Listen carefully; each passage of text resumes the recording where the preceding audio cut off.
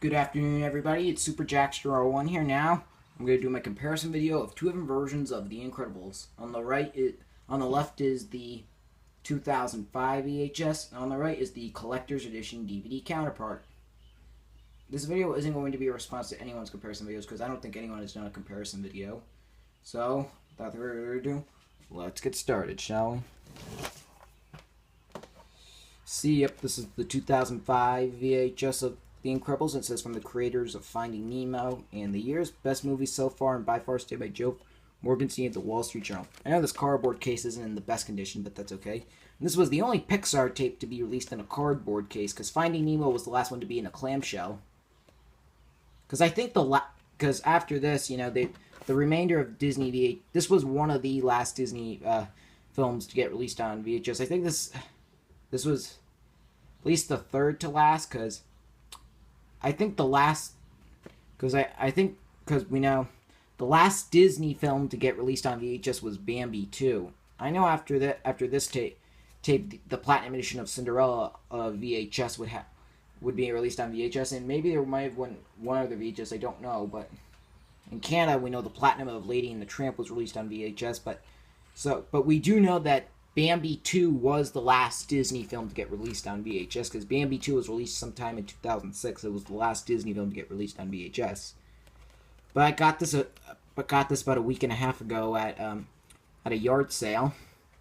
And for previews, this tape actually does have a preview for the Platinum Edition VHS and DVD release of Cinderella, which I do have the Platinum Edition VHS and the DVD of Cinderella. There's a preview for this. There's also a preview for Lilo and Stitch 2 Stitch Has a Glitch, as well as the theatrical releases of Cars and Chicken Little. And I think that's about it. Anyways, here's the spine, the top, other spine, back, and it says 2 thumbs up, as stated by Eeper and Ropier, and it's James Bond, Indiana Jones, and the X-Men all rolled into one, stated by Peter Travels of Rolling Stone.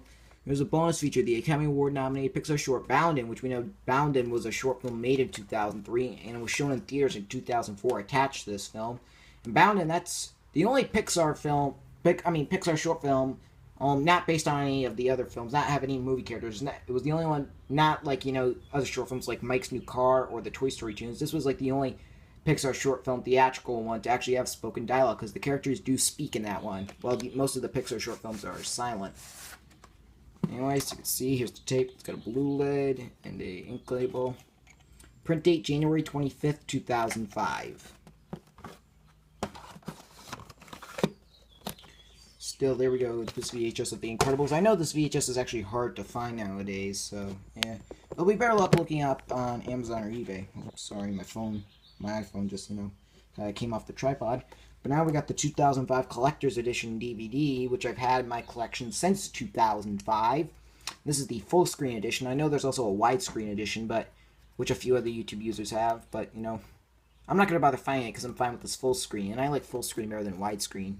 It's more common to find the full screen version.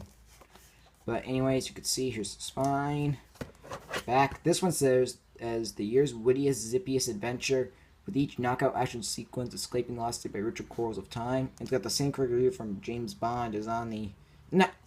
Peter Travels as on the VHS. And this DVD does have Boundin', but it also has the short Jack Jack Attack, which... I'm surprised they didn't put that after the film on the VHS, because on the VHS of Monsters, Inc., it had that Monsters, Inc. short film was For the Birds, because For the Birds was a short film made in 2000 and 2001 and was shown in theaters attached to Monsters, Inc., which on the VHS of Monsters, Inc., For the Birds would be before the movie, and then after on the VHS of Monsters, Inc., its film-based short film Mike's New Car was on there. But for some reason they didn't put Jack Jack Attack on the VHS. But, oh well. What are you going to do? And yep, there's the THX logo. Oh, and that doesn't creep me out. It's on the back, though. It's not on the front. What's interesting is that the VHS is not THX certified, believe it or not, because on the VHS, the THX logo does not appear on the VHS, while on this DVD, the THX logo does appear. And we're actually going to do a little comparison right here on the back. You notice The THX logo isn't anywhere on the back of the VHS, well, it is on the DVD. But when I'm going to open this up, as you can see, here's disc 1, which has the movie as Mr. Incredible, aka Robert Parr. And here's disc 2 with the bonus features, and you see Ed Namone, and I'll say the quote, "No capes, and I fixed the Hebo suit." And I'll show you the guide really quickly, though. Yep. Yes, I know it's torn up, but that's okay. I'll try and get you a good view. An incredible array of bonus features. Yep. Yep. Yeah, sorry if it is torn up, but hey, that's okay. Here. An action-packed DVD. There's all the... Sorry about that. That's all ripped up, though. But that's okay. I'm doing what I can. And here's the back with all the chapter selections. There's 32 chapter selections.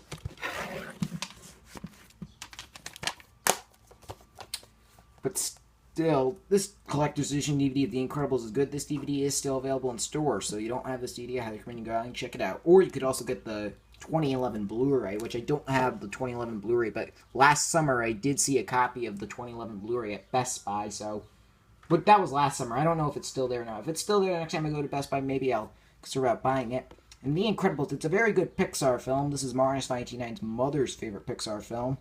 Of course, it's not Martin's favorite Pixar film, because Martin's favorite Pixar film is the first Toy Story. It's also my favorite Pixar film. But we know The Incredibles, this was also the first Pixar film to get a PG rating, because, you know, there actually is some violence in the film. This is one of 3 Pixar films to get PG ratings, because the other 2 Pixar films to get PG ratings were Up and Brave. I can't remember whether or not Pixar's new film Inside Out is rated PG. I can't remember. Maybe not. I'll correct down the annotations. But there you go. That's my comparison video of 2 different versions of The Incredibles. Stay tuned for my next video coming soon.